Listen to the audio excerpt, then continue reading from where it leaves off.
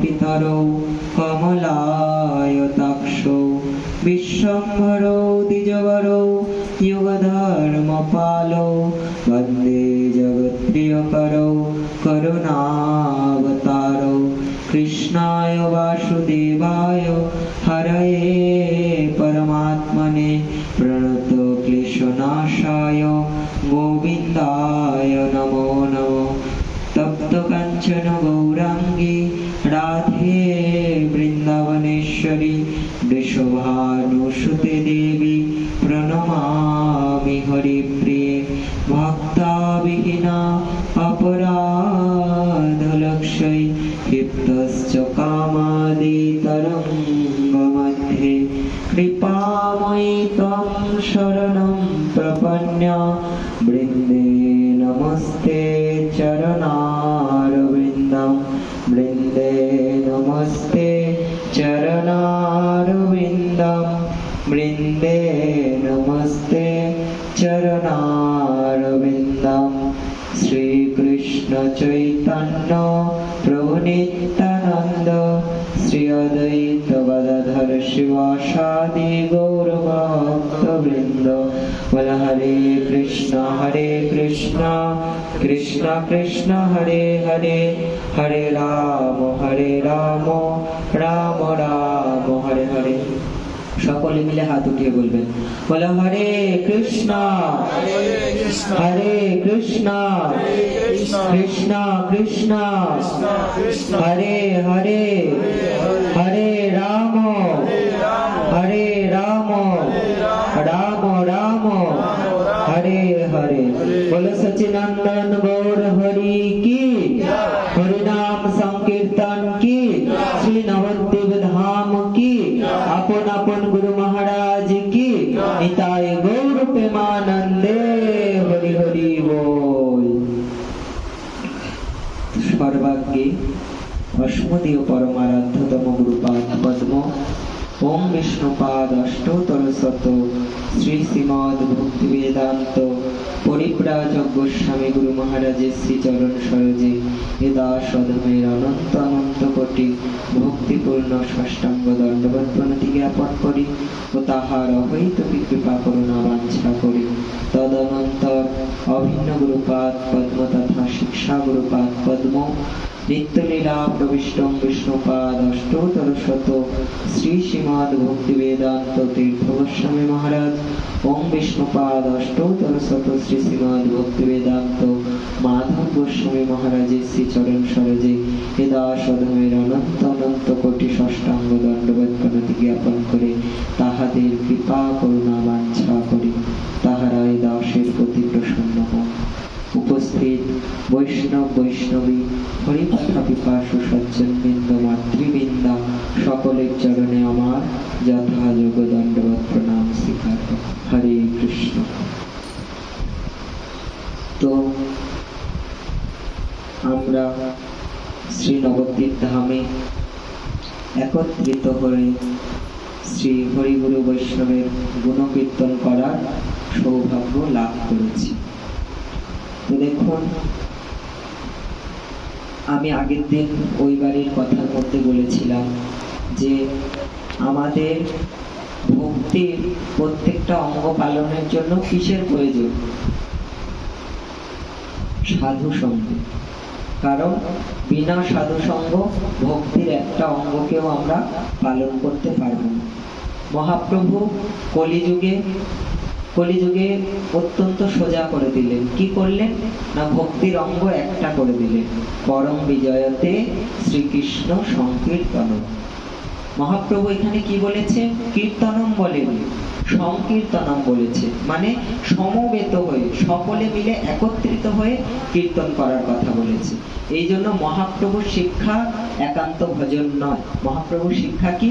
সকলে সমবেত হয়ে কীর্তন করা। এজন্য সকলে হাত উঠিয়ে বলুন, হরে কৃষ্ণ কৃষ্ণ কৃষ্ণ হরে হরে, হরে রাম রাম রাম হরে হরে। তো মহাপ্রভু সংকীর্তন ধর্ম প্রচার করলেন যে সকলে সমবেত হয়ে সাধু সঙ্গে কৃষ্ণ নাম করো। এই জন্য চৈতন্য চৈতামৃতে বলছে, সাধু সঙ্গে কৃষ্ণ নাম এই মাত্র চাই, সংসার জিনিতে আর কোনো বস্তু নয়। সাধু সঙ্গ সর্বশাস্ত্রে কয়, লবমাত্র সাধু সঙ্গে সর্বসিদ্ধি হয়। তো দেখুন সাধু সঙ্গের কি লাভ আছে। তো এ বিষয়ে চৈতন্য চরিতামৃতে খুব সুন্দর একটা প্রসঙ্গ আছে, নারদ ও ব্যাদের প্রসঙ্গ। তো নারদ তিনি কি করলেন না, ব্রহ্মাজি যত পুত্রদেরকে গুরুকুলে পাঠায় শিক্ষা লাভ করার জন্য, সে সমস্ত পুত্ররা প্রথমে 12,000 পুত্রদেরকে পাঠিয়েছিলেন। তারা কি করলেন, শিক্ষা গুরুকুলে শিক্ষা অর্জন করে যখন ফিরে আসছে সেই সময় পথে তাদের দেখা হলো নারদ মুনির সাথে। এবং তিনি কি করলেন না, তাদেরকে জিজ্ঞাসা করছে তোমরা কোথায় যাচ্ছ। বলছে আমাদেরকে পিতামহ ব্রহ্মা তিনি গুরুকুলের শিক্ষা অধ্যয়ন করার জন্য পাঠিয়েছিল, আমাদের শিক্ষা অধ্যয়ন করা পূর্ণ হয়েছে, এখন আমরা সংসারে ফিরে যাচ্ছি। তো তখন তিনি বলল যে তোমরা এই এত সুন্দর ভগবত ভজন ছেড়ে, গুরুপাদ পদ্মের আশ্রয় ছেড়ে তোমরা সেই মায়ারূপী সংসারেতে নিমজ্জিত হতে যাচ্ছ। তখন তিনি সংসার এবং মানে মায়া এবং ভগবত ভজনের মধ্যে সেই সমস্ত কথা, মায়া কি সংসারটা কি সেই কথা তিনি তাদেরকে শ্রবণ করালেন, যে সংসার দুঃখের আলয়, এখানে আমরা কেউই সুখে নাই। कोई तन दुखी कोई मन दुखी कोई धन बिना रहते हैं उदास, थोड़ा थोड़ा सब दुखी सुखी राम के दास। তো আমরা সংসারে সকলেই দুঃখ পাচ্ছি, ত্রিতাপ জ্বালায় আমরা সকলেই দগ্ধীভূত হচ্ছি। আদি দৈবিক, আদি ভৌতিক এবং আধ্যাত্মিক। আদি দৈবিক কি না, দেবতাদের দ্বারা আমরা যে সমস্ত কষ্ট পাচ্ছি, যে সমস্ত প্রাকৃতিক দুর্যোগ আদি, এই সমস্ত আমরা দেবতাদের থেকে কষ্ট পাচ্ছি। এই কষ্টটা হচ্ছে আদি দৈবিক তাপ। দ্বিতীয় তাপ হচ্ছে আদি ভৌতিক, পশু প্রাণীদের থেকে আমরা যে কষ্টগুলো পাচ্ছি, কাউকে সাপে কাটছে, কাউকে বিছে কামড়াচ্ছে, মানে অন্যান্য পশু প্রাণীদের দ্বারা আমরা যে কষ্টগুলো পাচ্ছি, যে কোনো প্রকারের কষ্ট, সেই কষ্টগুলোকে বলা হচ্ছে আদি ভৌতিক। এবং আধ্যাত্মিক তাপ, আধ্যাত্মিক তাপ হচ্ছে সব থেকে বড় কষ্ট তো আমরা পাচ্ছি মন থেকে। মন থেকে আমরা কেউই সন্তুষ্ট নই। এখানে এতজন আপনারা বসে আছেন, কেউ একজন বলতে পারবেন যে মন থেকে আমি সুখী? সব দিক থেকে সুখী হলেও আমরা মন থেকে সুখী নই। তো সুখী কে? যে অল্পতে সন্তোষী, যে সংসারে ভগবত কৃপায় আমি যতটুকুনি পেয়েছি এতটুকুনিতেই আমি সুখ অনুভব করব, এই ভাবনাটা যার মনে থাকবে সেই সুখী। নইলে আমাদের তো ইচ্ছার কোনো শেষ নেই, আর চাহিদা কখনো পূরণ হবে না। ভগবান সব দিয়েছে আমাদেরকে, তথাপি আমরা চেয়ে যাচ্ছি। তো আমাদের আশা আকাঙ্ক্ষা এবং মনের থেকে যে অতৃপ্ত আমরা হয়ে আছি, আমরা কখনোই পূরণ করতে পারবো না। কে পূরণ করতে পারবে না? যে ভগবানের চরণে নিজেকে সমর্পিত করেছে। এই জন্য বলছে কৈতান দুঃখী, মানে কেউ শরীরের থেকে দুঃখ পাচ্ছে। আমরা দেখুন জরা ব্যাধি অসুখ সকলে ভুগছি। কেউ আমরা বিনা নিরোগ আছি এরকম কেউ আছে এখানে? কেউ আমরা নিরোগ নেই। রোগ আমাদের সকলকেই গ্রাস করেছে, কাউকে কম কাউকে বেশি। তো আমরা কই তন দুঃখী, গোস্বামী তুলসীদাস রামচরিত মানসে বলছে কই তন দুঃখী, শরীর থেকে কেউ দুঃখী, আমরা শারীরিক কষ্ট পাচ্ছি। কই মন দুঃখী, কেউ আমরা মন থেকে কষ্ট পাচ্ছি, কেউ না সকলেই আমরা মন থেকে কষ্ট পাচ্ছি। আর কি কই ধন বিনা রহতে হে উদাস, যার কাছে অনেক অর্থ আছে সে অর্থের চিন্তায় মরছে, যার কাছে অর্থ নেই সে সেই চিন্তায় মরছে। ধন বিনা কেউ কেউ উদাস, আর কেউ ধনের চিন্তাতেই পাগল হয়ে যাচ্ছে। এই জন্য আমরা সকলে দুঃখী, থোড়া থোড়া সব দুঃখী, সুখী রামকে দাস। তাহলে সুখী কে না? যে রামের দাস, যে শ্রী হরির দাস, সেই একমাত্র সুখী, বাদ বাকি সকলেই অসুখী। এই জন্য বলছে ভক্তি মুক্তি সিদ্ধিকামী সকলেই অশান্ত, কৃষ্ণ ভক্ত নিষ্কাম অতএব শান্ত। বলছে ভক্তি মুক্তি সিদ্ধির আশা আমাদের সকলের হৃদয়ে আছে, কিন্তু আমরা কখনোই পূর্ণরূপে প্রাপ্ত করতে পারবো না। এই জন্য আমাদের চিত্ত সর্বদা অশান্ত থাকবে। কিন্তু কৃষ্ণ ভক্ত তিনি নিষ্কাম, তার ভালো মন্দ কোনো জ্ঞান নেই, তার একটাই চেষ্টা কি না ভগবানকে সে সুখী হবে। এই জন্য বলছে আমার যা হবার তাই হবে, তুমি কেন দুঃখ পাবে, সুখে থাকো তুমি সুখময়, হরি হে আমার মানস সন্তাপনায় আসিতে। বলছে হে প্রভু, আমার যা হওয়ার তা হবে, তুমি কেন দুঃখ পাবে, সুখে থাকো তুমি সুখময়। তো কৃষ্ণ ভক্ত শান্ত নিষ্কাম, কেন না তিনি শুধুমাত্র প্রভুর সুখের কথা চিন্তা করে, নিজের সুখের জন্য নয়। ব্রজগোপীরা কি করছে, যখন সেই মুরলীর গান সখী কর্ণে প্রবেশ করেছে, তখন কি করছে না তারা সমস্ত বাহ্য জ্ঞান হারিয়ে ফেলেছে। তাদের কোনো দৈহিক চিন্তা নাই, যে অবস্থায় ছিল সেই অবস্থাকে পরিত্যাগ করে সেই মুরলীর তানকে অনুধাবন করে ছুটে যাচ্ছে। আমরা এই শরীরটাকে, পাঞ্চভৌতিক শরীরটাকে কত চর্চা করি কিনা বলুন? এই শরীরটাকে ভালো রাখার জন্য আমাদের সর্বপ্রচেষ্টা, এছাড়া আমাদের অন্য কোনো প্রচেষ্টা নেই। কিন্তু ব্রজগোপীরা, তাদের সুদবোধ কোনো জ্ঞান ছিল না, তাদের এই শরীরটাকে সাজানোর মতো সময় ছিল না।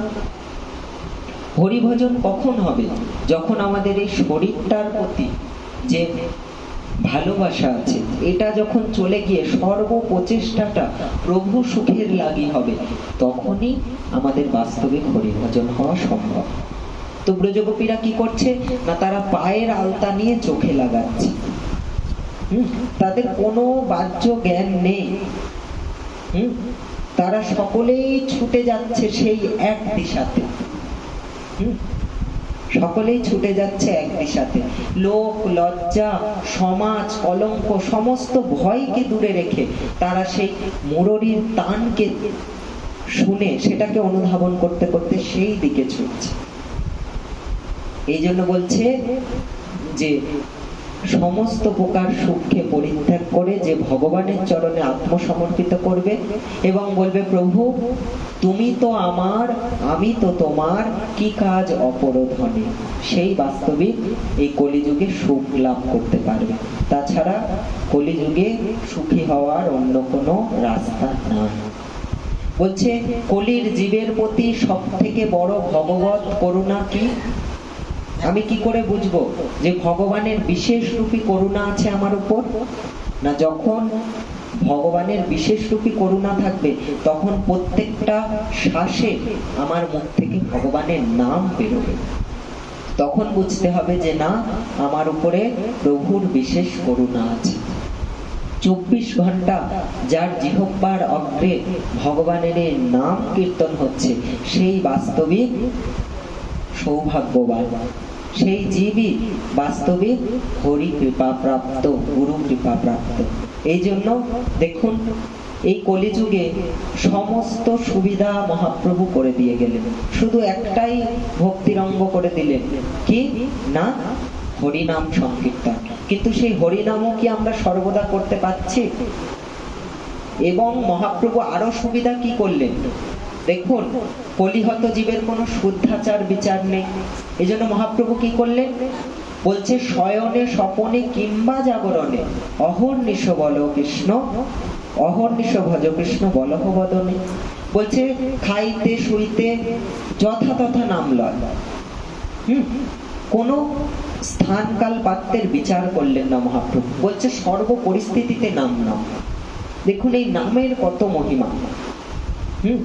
এক সময় কি হলো না, নারদ তিনি কি করছেন না, তিনি তো সর্বদা পরিভ্রমণ করেন, কারণ ওই যে সমস্ত ব্রহ্মার তার ভাইদেরকে, সমস্ত সন্তানদেরকে কি করলেন তিনি, না এই সংসারটা যে দুঃখের আলয়, এই সংসার থেকে তাদেরকে সম্পূর্ণ সংসারটা যে কি তা তিনি হরিকথার মাধ্যমে শ্রবণ করালেন। এবং তারা নারদের হরিকথা শ্রবণ করে তাদের প্রত্যেকের কি হলো, সংসার বৈরাগ্য আসলো। এবং তারা যে পথে গুরুগৃহ থেকে আসছিলেন, ফিরছিলেন, সেই পথে আবার তারা পুনরায় গুরুগৃহে চলে গেলেন।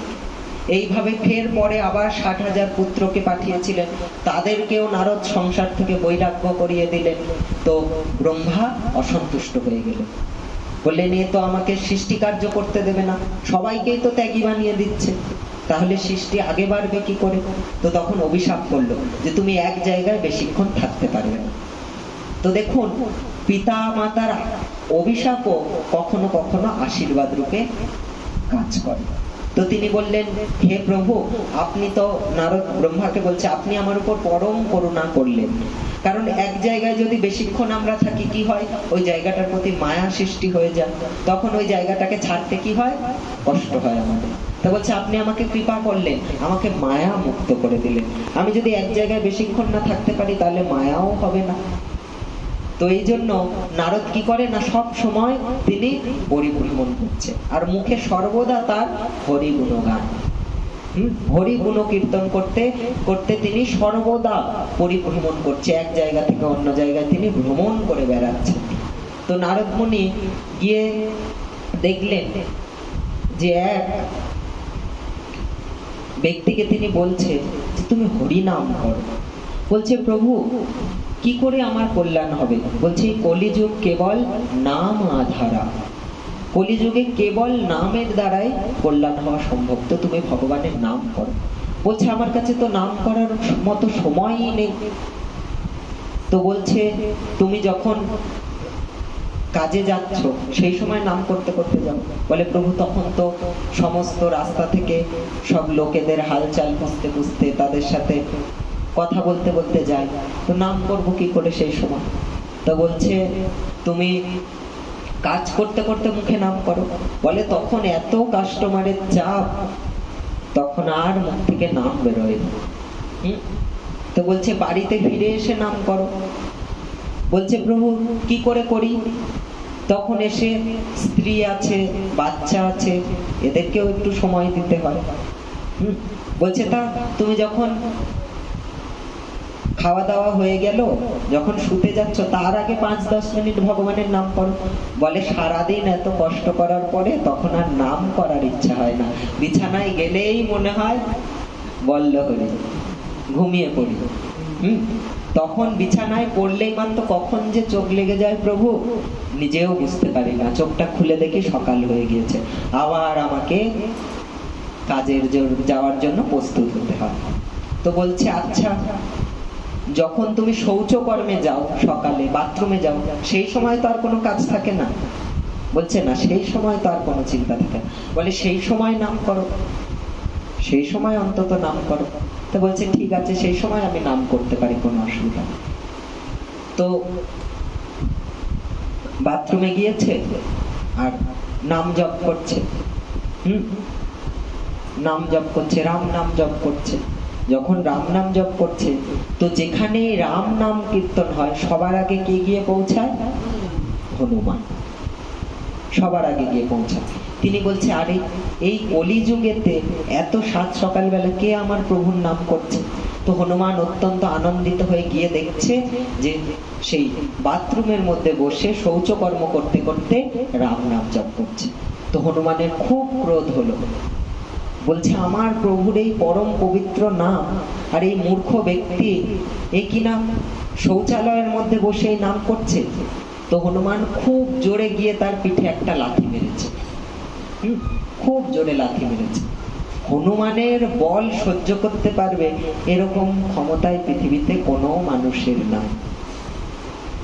তো তখন মেরে টেরে সেখান থেকে হনুমান চলে গিয়েছে। এইবার রাম দরবারে নিত্য হনুমানের সেবা থাকে, কারণ হনুমানকে দাস, দাসের কার্য কি? প্রভুর সেবা করা। তো তিনি রাম দরবারে গিয়ে দেখছে যে আজ রাম দরবারে কেউ আসেনি, এমনকি প্রভু রামও আসেননি। তো তিনি মন্ত্রীকে জিজ্ঞেস করছে যে আজকে রাম দরবার বন্ধ কেন, প্রভু কোথায়? বলছে প্রভু আজ খুব অসুস্থ এবং তিনি তার কক্ষেতেই বিশ্রাম করছেন। তো প্রভুর অসুস্থতার কথা শুনেই হনুমান কি করলেন, তাড়াতাড়ি ছুটে সেখানে গেলেন। গিয়ে কি দেখছেন না, প্রভু শুয়ে আছে। বলছে প্রভু কি হয়েছে? বলছে হনুমান আমার পিঠে খুব ব্যথা, তো তুমি এক কাজ করো, আমার পিঠটা একটু দাবিয়ে দাও। তো পিঠ দাবাতে গিয়ে দেখছে যে হনুমানের পায়ের ছাপ ভগবানের পিঠে। তো তখন এই দেখে তার তো আর বুঝতে বাকি থাকলো। তো তখন তিনি বলছে যে হনুমান দেখো, আমার নাম আর আমি স্বয়ং, নাম আর নামের মধ্যে কোনো ভেদ নাই। আর তোমার যে বল তা ধারণ করার মতো কি এই জগতে কোনো মানুষের সামর্থ্য আছে? হ্যাঁ, তো তুমি তাকে লাথি মারলে, তো সেই লাথিটা আমার গায়ে এসে লেগেছে, কারণ সে আমার নাম জপ করছিল। এই জন্য দেখুন, প্রভুর আর প্রভুর নামের মধ্যে কোনো ভেদ নাই। এই জন্য বলছে যেই নাম সেই কৃষ্ণ, ভজ নিষ্ঠা করি, নামেরও সহিত আছেন আপনি শিহরি। তো যখন আমরা হরিনাম পেয়েছি সদ্গুরুর থেকে, তখন কি করছে? সামনে আসুন, ঠিক আছে সামনে আসুন। কথা শুনতে গেলে সামনে বসতে হয়, যে পিছনে বসে সে কিছুই বুঝতে পারে না। এই জন্য কথা সবসময় সামনে বসে শ্রবণ করতে হয়। এই জন্য দেখুন, গুরুদেব নাম দিয়েছেন মানে তিনি স্বয়ং হরিকেই দিয়েছেন, কারণ নাম আর নামের মধ্যে কোনো ভেদ নাই। আর নামের থেকেও নামের মহিমা অধিক, শাস্ত্রে বারংবার বলছে। আচ্ছা, সে কি রামকে ডাকছিল না রাম নাম জপ করছিল? নাম জপ করছিল। আর লাথি মারলো হনুমান তাকে, কিন্তু লাগলো কার? স্বয়ং প্রভু রামচন্দ্র। তো এখানে থেকে আমরা কি বুঝলাম? যে প্রভু আর প্রভুর নামের মধ্যে কোনো ভেদ নাই। এই জন্য বলছে ভজ নিষ্ঠা করি, যেই নাম সেই কৃষ্ণ, ভজ নিষ্ঠা করি, নামের সহিত আছেন আপনি শিহরি। নাম করতে করতে সেই নামই একদিন আপনার সামনে প্রেম রূপে, স্বয়ং ভগবানের স্বরূপে সেই নামই একদিন প্রকাশিত হয়ে আপনাকে দর্শন প্রদান করবে। কিন্তু বিশ্বাসের সহিত নাম করতে হবে। যে নাম সাধারণ নয়, এ নাম স্বয়ং হরি। এই বিশ্বাসটা হৃদয়ে রেখে আমাদেরকে হরি নাম করতে হবে, তবে বাস্তবিক নামই, নাম করতে করতে নামই আমাদেরকে দর্শন প্রদান করবে, তার আগে নয়। এই জন্য বিশ্বাসটা সব থেকে বড় বস্তু, বিশ্বাসের থেকে আর বড় কিছু নাই। বিশ্বাসে মিলায় বস্তু তর্কে বহুদূর। এই জন্য ভগবান বিশ্বাসের দ্বারা, ভক্তির দ্বারা আমরা ভগবানকে পাবো। কর্ম, জ্ঞান, যোগ, বুদ্ধি, মেধা, এই সমস্ত দ্বারা যদি আমরা ভগবানের লীলাগুলোকে বিচার করতে চাই, তাহলে কি হবে? ভগবান আরো সেই কুবুদ্ধি আমাদেরকে প্রদান করবে এবং ওনার থেকে মতিটাকে হাটিয়ে এই কুবুদ্ধি প্রদান করে ওনার থেকে আমাদেরকে কি করবে? দূরে করে দেবে। এই জন্য ভগবানকে যদি বশ করতে হয়, কিভাবে বশ করতে হবে? না, চারজন চার জায়গায় বন্দী। সেবায় দেবা বন্দী, বাকলে বন্দী গাছ, পুরুষ নারীতে বন্দী, আর জালে বন্দী মাছ। তো ভগবানকে কিভাবে সন্তুষ্ট করতে হবে? না, সেবায় দেবা বন্দী, তার সেবা করতে হবে। আর সেবার দ্বারা কি হবে? দেবা বন্দী হবে। এই জন্য